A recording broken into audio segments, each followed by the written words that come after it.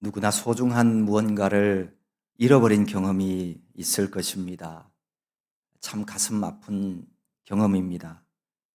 때로는 말할 수 없는 안타까움과 슬픔을 주기도 합니다. 경우에 따라서는 삶에 대한 회의가 일어나기도 하고 내 존재 이유까지도 생각하도록 합니다. 지난 2008년 2월 10일이었죠. 대한민국 국보 1호인 숭례문이 방화로 불에 타는 일이 발생을 했습니다.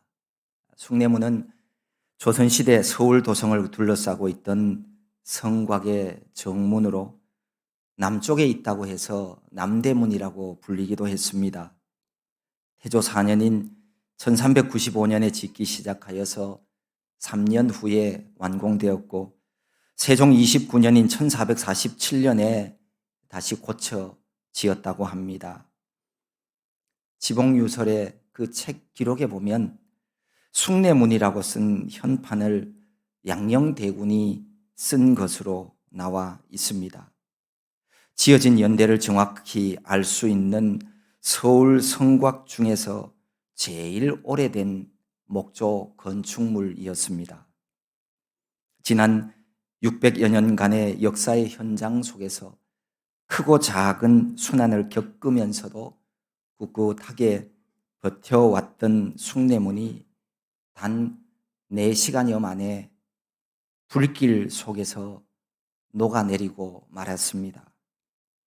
옛 모습대로 다시 복원이 이루어지긴 했지만 그 검붉은 화마가 집어삼키는 뉴스 화면을 보았던 사람들의 마음에는 이미 숭례문은 사라져 버렸습니다. 잃어버렸습니다. 마음의 허탈감이 들고 나라의 자존심을 잃어버린 것 같다며 그렇게 탄식하는 사람들도 있었습니다. 조상의 숨결이 담긴 귀중한 보물 하나를 잃어버린 것임에 틀림없습니다. 잃어버리고 나면 아무리 똑같은 것을 가지고 와서 그 자리에 갖다 놓는다고 하더라도 가슴에 빈 자리가 쉽게 채워지지는 않습니다. 소중한 것일수록 더욱 귀하게 잘 간직하고 잘 지키는 삶을 살아가는 것이 중요합니다. 나에게 많은 것이 있는 것, 그것 자랑할 것이 아니라 정말 나에게 있는 것 중에서 소중한 것, 내게 소중한 것을 귀하게 여기고 그거 잃어버리지 않는 것이 중요합니다. 신앙생활을 하는 우리 그리스도인들에게 가장 중요한 것은 무엇일까요? 그것은 믿음입니다. 믿음의 대상은 천지를 창조하신 하나님이시죠. 세상을 사랑하시어서 구원자를 보내어 주신 성부 하나님, 말씀이 육신이 되어 오신 길과 진리와 생명이 되신 예수 그리스도, 그리고 성령 하나님을 믿는 것이 우리가 믿는 믿음의 핵심입니다. 내가 가지고 있는 어떤 직분이, 내가 행한 어떤 선행이, 사람들로부터 받은 칭찬이 나를 구원해 주는 것은 아닙니다. 예배당에 오고 간 횟수가 많다고 해서 내가 구원 얻는 것도 아니고, 우리 집안 신앙 내력이 나를 구원해 주는 것도 아닙니다. 우리 집안이 몇 대이고, 우리 집안에 누가 목사이고, 누가 장로이고, 누가 권사이고, 몇 년간 다녔고, 그거하고 내 구원하고는 직접적인 관계가 없습니다.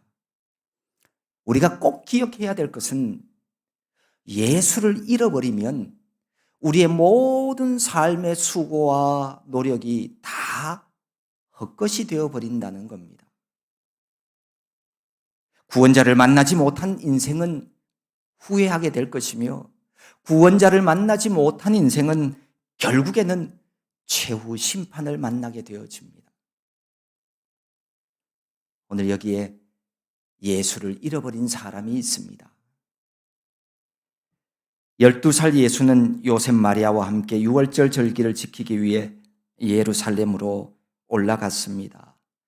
율법에 의하면 이스라엘 남자들은 매년 3번씩 예루살렘 성전으로 절기를 지키기 위해 가도록 되어 있습니다. 포로 시대 이후에 여러 지역으로 흩어진 유대인들에게는 절기 준수가 사실상 불가능한 일이 되었지만 적어도 팔레스틴 지역에 거주하는 유대인들에게는 그 원칙대로 지켜지고 있었습니다. 처음에는 남자들만 이 절기를 지켰지만 나중에 후대에 가서 랍비의 가르침을 받고 여자들도 유월절 예식에 참석하기 위해서 예루살렘 성전으로 올라갔습니다. 유대인들의 엄격한 자녀 교육은 아이가 6살이 되면 쉐마의 말씀이나 아니면 시편 중에서 중요한 구절들을 암송하도록 했습니다. 10살이 되면 율법의 해석인 미시니를 배웁니다.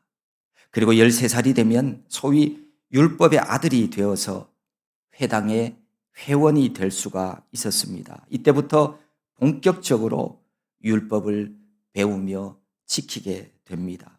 그래서 유대 소년들은 13살이 되기 1, 2년 전에 예루살렘 성전에 미리 가서 율법의 아들이 되었을 때 자기가 취해야 할 여러 가지 행동들, 그런 것들을 배웠다고 합니다. 예수님이 12살 되던 해에 올라간 것도 이런 맥락에서 이해할 수 있습니다.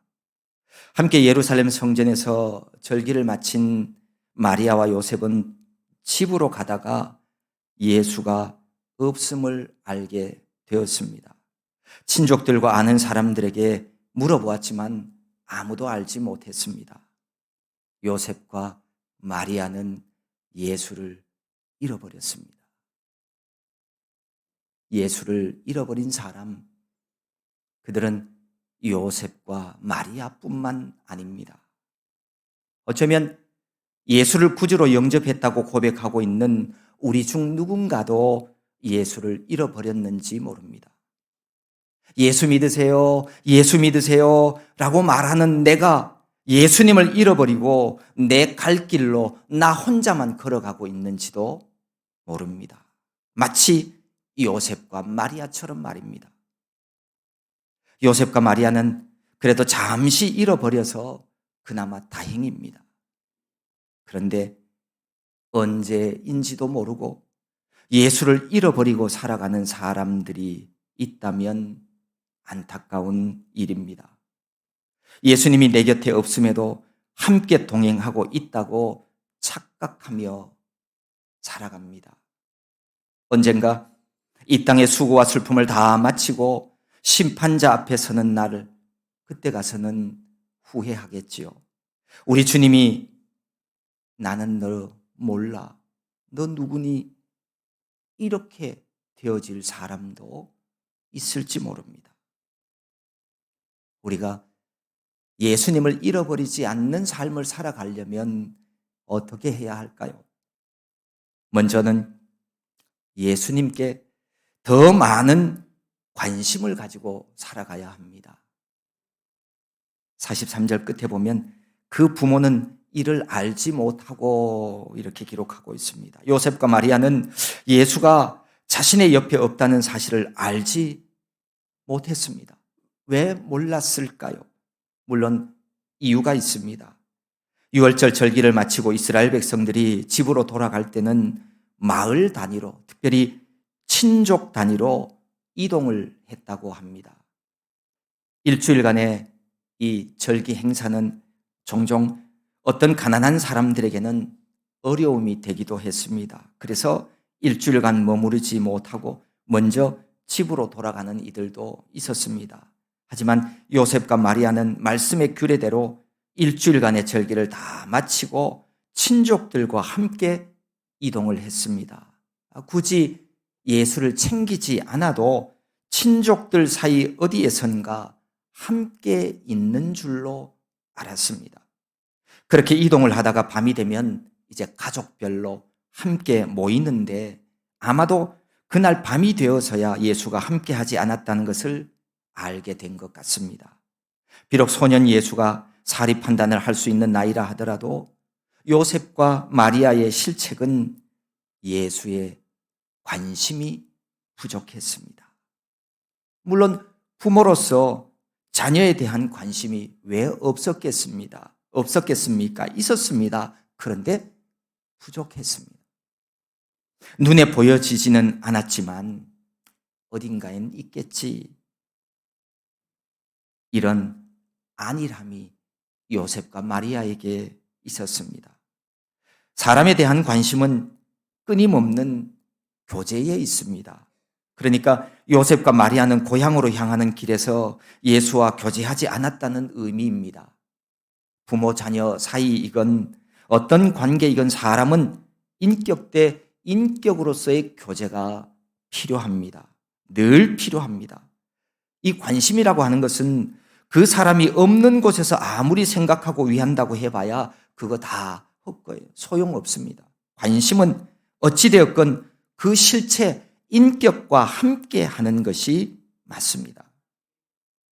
우리는 예수님에 대해 얼마나 많은 관심을 가지고 기울이며 살아가고 있습니까? 그분이 누구인지, 그분이 정말 나에게 원하는 것이 무엇인지, 나의 하루의 삶 속에서 그분이 내 관심사항이 되고 있는가라고 하는 문제 짚어봐야 합니다. 관심이 부족하면 우리도 주님을 잃어버릴 수가 있습니다. 언젠가 네로라 하는 반듯한 직장에 다니는 한 가정의 가장이요, 아버지요, 남편인 사람이 가족들로부터 버림받는 것을 본 적이 있습니다. 어느 날 밤늦은 시간 집으로 돌아와 자기 집 아파트 현관문을 열려고 하는데 이 문이 열려지지 않는 겁니다. 아무리 애써도 소용없는 짓이었습니다. 초인종을 누르고 문을 두드리고 누구누구 이름을 소리질러 불러보았지만 그 문은 열려지지 않았습니다. 며칠 후에 어렵게 전해 들은 아내의 답변은 하늘이 무너지는 것 같았습니다. 당신은 우리 식구들에게 아무런 의미가 없는 사람 같아요. 아내에게 있어서 남편의 역할도, 아이들에게 있어서 아버지의 역할도, 한 가정의 가장으로서 어떤 역할도 하고 있지 않기에 당신은 우리 가족이 될 수 없어요. 남편은 그 얘기를 듣고 무슨 소리냐고 미친 듯이 항변했습니다. 내가 왜 누구를 위해서 이른 아침 출근해서 밤늦도록 일하고 있는데 도대체 그게 무슨 소리냐고. 그 아내는 남편에게 이런 말을 전했습니다. 우리는 돈보다 남편이 필요하고요. 돈보다 아버지가 필요했어요. 그는 열심히는 살았지만 가족들이 무엇을 원하는지, 왜 힘들어하는지에 대한 관심이 부족했습니다. 이 땅의 삶을 살아가는 동안에는 돈보다 소중한 것이 있음을 그는 알지 못했습니다. 사람은 사랑을 먹고 사는 존재입니다. 누구나가 다 사랑에 목말라 합니다. 어른도, 아이도, 부모도, 자녀들도. 어느 찬양 가사처럼 사람이 천사의 말을 할 줄 알아도 사랑이 없으면 그거는 아무것도 아니에요. 그래서 하나님이 우리에게 주신 말씀 속에서 수없이 사랑하라, 사랑하라, 서로 사랑하라 라고 우리들에게 말씀하고 있는 겁니다. 사랑은 어떻게, 무엇으로 시작하나요? 우리가 알고 있는 것처럼 사랑의 시작은 관심입니다. 우리의 삶에 관심이 없어지면 아무리 좋은 것이 있어도 그게 소중하고 아름답고 좋은 것인지를 알 수가 없어요. 가정에서의 자녀 문제도 그렇습니다. 관심이 가출하고 떠나면 자녀들도 떠나게 되어 있습니다. 몸은 안 떠났을지 모르지만 마음은 부모 곁을 떠나는 경우가 많습니다. 자녀들이 부모를 떠나는 이유, 아이들이 교회를 떠나는 이유 다 비슷합니다. 관심을 덜 기울여서 그렇습니다. 서로 얼굴을 쳐다볼 수는 있지만 얼굴 쳐다보는 게 그게 교제는 아니에요. 서로 간에 의사소통이 되고 내 마음, 너의 마음이 서로 통해야 거기에 관심의 나무가 자라납니다. 그 관심의 나무가 자라나면 그 나무에는 사랑의 열매가 맺히는 거예요. 우리 주님도 우리를 향해서 관심이 담긴 사랑의 행위를 원하고 계십니다. 우리 위에 십자가 위에서 자신의 생명을 희생해 주신 주님 사랑에 대한 응답하는 사랑, 그 사랑을 우리 주님도 우리에게 원하고 계십니다. 그게 믿음이기 때문입니다. 내 하루 일상생활 속에 예수 그리스도를 생각하고 있지 않다면 믿음은 없는 겁니다. 내 삶의 순간마다 예수 그리스도를 향한 교제가 있어야 합니다. 내 생활의 초점이 주님을 향하고 내 삶의 가장 중요한 시간이 주님 앞에 드려지는 삶, 이게 믿음입니다. 예수님을 잃어버리지 않기 위해서는 끊임없는 교제와 확인이 필요합니다. 관심이 필요한 거예요. 세상에는 우리의 관심을 빼앗아가는 것들이 참 많이 있어요. 대부분 돈과 연결이 되어지죠. 우리가 텔레비전이나 스마트폰에서 조금만 시간을 줄이면 누구나가 우리 주님께 관심을 기울일 수가 있습니다. 누가 예수를 잃어버린 자일까요? 모이기를 패하고 교제하기를 싫어하는 사람입니다. 모이지 않으면 사람은 사랑할 수 없어요. 사랑이 없는 곳에는 복음이 없어요. 사랑이 없는 곳에는 하나님도 아니 계셔요.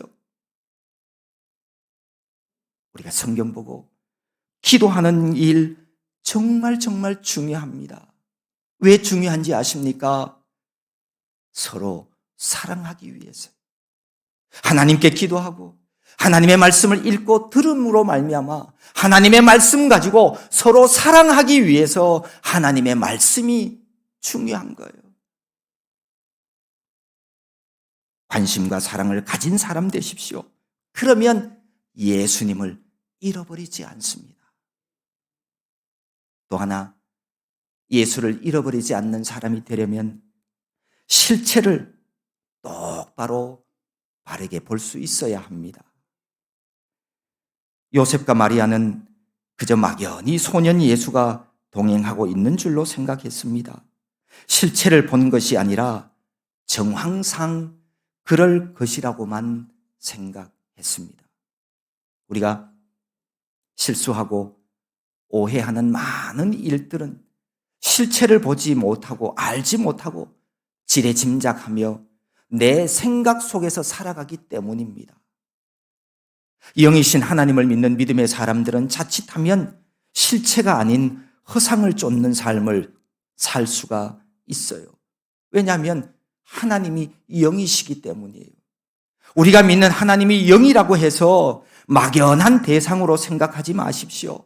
실체 없는 하나님을 믿고 있다면 그는 아직 믿음이 무언지를 잘 모르는 사람이에요. 실체를 보아야 합니다. 물론 영이신 하나님을 우리 육신의 눈으로 보기는 어렵습니다. 하지만 우리는 얼마든지 하나님의 실체를 경험할 수 있어요. 그리고 우리의 영의 눈으로 하나님을 볼 수 있습니다. 바람을 본 사람은 아무도 없습니다. 하지만 나뭇가지가 흔들리고 먼지가 일어나는 것을 본 사람은 바람을 본 것입니다. 여러분 모두가 살아계신 하나님의 실체를 볼 수 있기를 바랍니다. 경험할 수 있기를 바랍니다. 우리 한국교회에서 이름 있는 어느 목사님은 설교 시간에 스크린 사용을 반대하십니다. 스크린에 설교자를 비추면 대부분의 사람들은 실물보다는 스크린에 비친 허상을 곧잘 바라보게 됩니다. 더 커서 보기에 좋다는 거죠. 그런데 스크린 화면을 가만히 보면 지금 설교자와 동일 인물이지만 결코 같지는 않습니다. 같아 보이지만 같은 게 아닙니다. 실체와 움직임에 시간적인 차이가 있습니다. 메시지라고 하는 것은 표정과 소리로 함께 전달이 됩니다. 그런데 그림과 소리가 일치하지 않아서 내게 전달되는 메시지의 감도가 다를 수 있어요. 또 하나, 움직이는 영상인 스크린 속에서는 인간미를 느낄 수가 없습니다. 쉽게 얘기하면 거기에 그림에 나오는 사람이 누구인지는 알지만 영과 영의 교감은 실체와는 많이 다릅니다. 한마디로 화면 속의 설교자는 실체가 아니라는 말입니다. 그럼에도 많은 사람들의 눈은 스크린 속의 설교자를 향하고 있습니다. 설교자를 보고는 있지만 실제 말씀이 내게 와서 감동을 주고 은혜 받는 예배가 되기는 그만큼 멀어지고 있습니다. 스크린뿐만이 아닙니다. 현대인들은 어느 것이 실체인지 어느 것이 진짜인지 많은 혼란을 경험합니다. 진짜 같은 착각을 불러일으키는 가짜들이 이 세상에 왜 그렇게 많은지, 이 세상이 우리를 혼란에 빠뜨려서 무엇을 위한, 누구를 위한 삶을 살아야 하는지 알지 못하도록 하는 것. 우리는 예수를 믿되 남들이 말하는 예수만 쳐다보고 그렇게 있어서는 안 됩니다. 남들이 이렇게 하니까 나도 이렇게 하는 신앙생활이나 뒤처지지 않고 앞서지도 않고 그저 적당한 거리를 두고 가려고 하는 이런 신앙생활은 모두가 다 하나님의 말씀에 올바른 신앙생활은 아닙니다. 마태복음 26장에 보면 베드로가 멀찍이 예수를 따랐다는 말씀이 있습니다. 멀찍이 따랐던 제자 베드로는 결국은 예수님을 부인하고 말지 않습니까? 거리를 두면 그 사이에 반드시 무언가가 끼어들게 되어 있습니다. 틈 주지 말고 바짝 주님을 따라가는 제자들이 되시기를 바랍니다. 남들 눈치 보며 적당하게 살아가려면 도대체 왜 무엇 때문에 하나님 믿으려고 하는 건지 모르겠어요. 그건 신앙생활 아닙니다. 그건 눈치 게임이에요. 이 귀하고 귀한 단 한 번뿐인 우리 인생을 눈치 게임 하다가 멸망하는 자가 되기를 원하십니까? 우리는 그래서는 안 되는 거예요. 사람들 사이에서 적당히 신앙생활을 하게 되면 우리 주님의 실체는 볼 수 없어요. 온 마음을 다해 주님을 사랑하는 것, 그것이 구원 얻는 믿음 생활입니다. 사람들 사이에서 보여지는 것은 실체가 아닐 수 있습니다. 하나님 말씀에 비추어 아닌 것은 아닌 것이어야 합니다. 사람들이 아니라고 해도 하나님의 말씀에 합당하면 그게 옳은 방향 맞습니다. 물론 우리가 여기서 주의해야 할 것이 있습니다. 아닌 것은 아니라고 할 때 그 방법면에 있어서도 하나님의 자녀들은 하나님의 방법대로 해야 되는 겁니다. 솔직한 면은 좋지만 너무 직설적이거나 다듬지 않고 거친 언어들은 상대방을 다치게도 하고 상처 입게도 하는 것입니다. 가능하면 관계를 깨뜨리지 않는 것이 지혜로운 처사입니다. 이게 신앙의 성숙함입니다.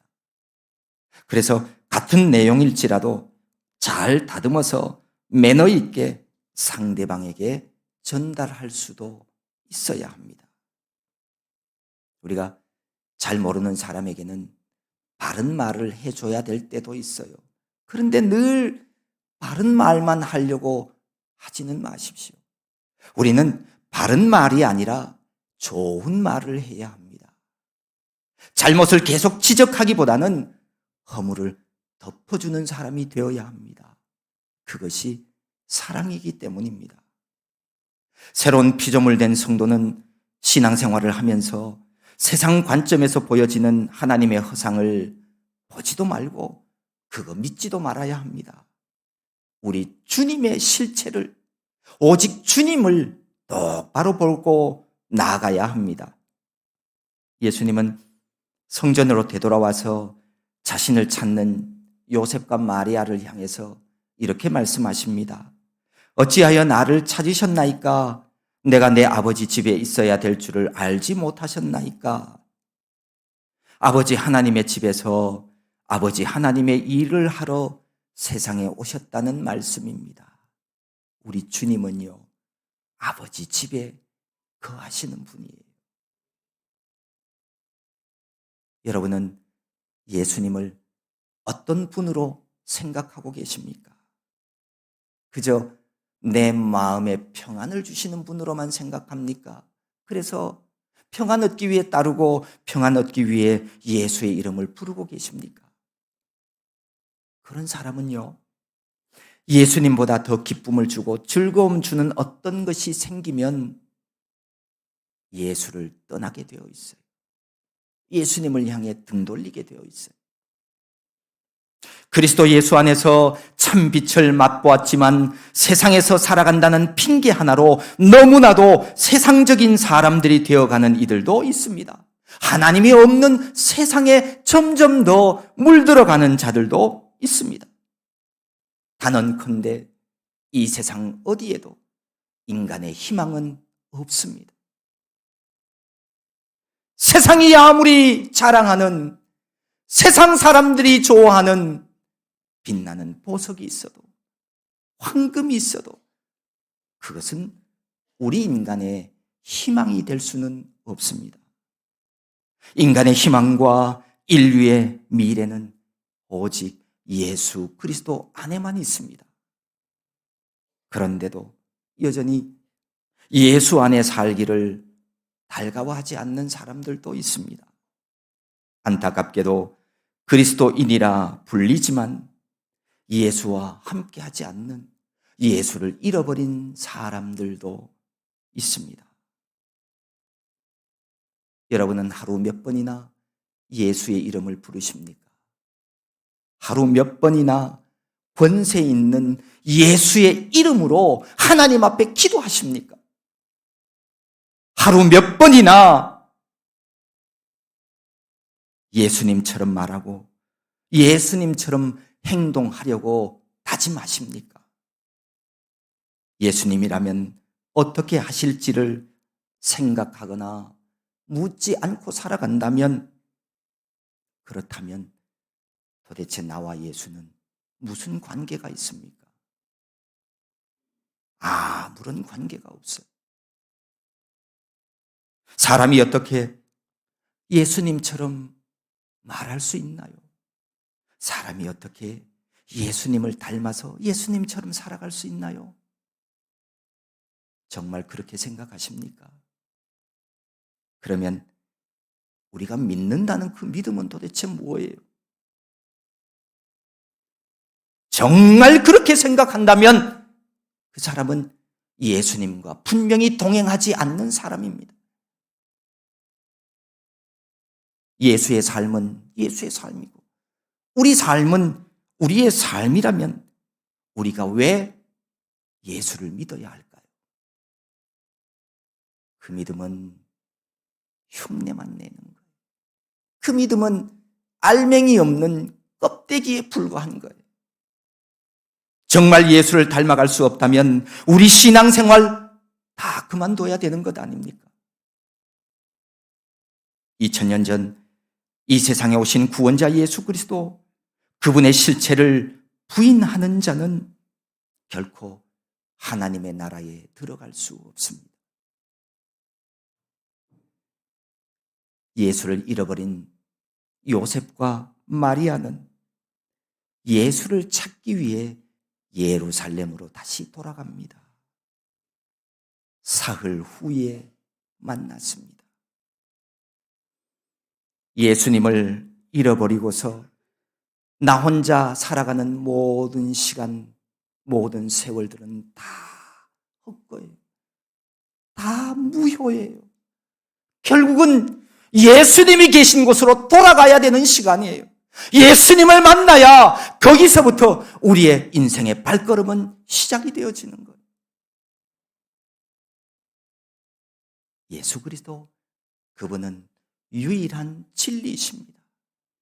진리 안에서만 우리 모두는 하나님이 우리에게 주신 자유를 누리며 살아갈 수 있습니다. 다시 시작하는 기쁨을 누려보십시오. 예배하기를 게을리했다면 예배의 자리로 나오십시오. 기도하기를 쉬는 죄를 범했다면 다시 기도의 자리로 나오십시오. 주님이 거하시는 아버지 집에서 기뻐하고 즐거워하며 우리 주님과 동행하는 저와 여러분 모두가 될 수 있기를 소망합니다. 하나님 아버지, 고맙고 감사합니다. 우리에게 주신 믿음, 실체의 믿음이 되게 하여 주시고 이 땅의 삶을 살아가는 동안 우리 주님께 관심 가지고 살아감으로 예수를 잃어버리지 않는 우리 모두가 되게 하여 주시옵소서. 예수님의 이름으로 기도하옵나이다. 아멘.